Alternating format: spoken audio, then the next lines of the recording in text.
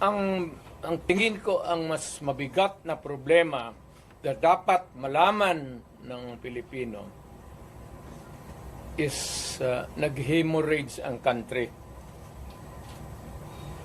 Pati yung PhilHealth nga na hindi sa gobyerno, contribution natin yan kasi kung magpa-ospital ka, noon yung may pambayad ka, depende sa ano mo, category yung rates mo.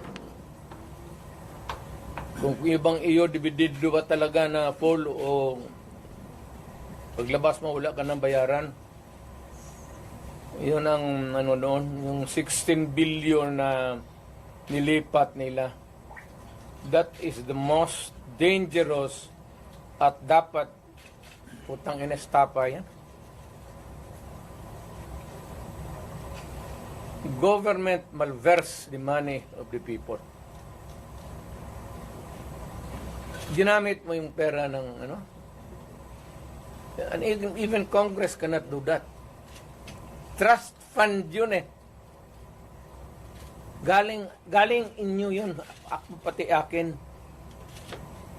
Contribution yun natin para pag nagkasakit ka ng cancer, uterus, may pang-opera ka.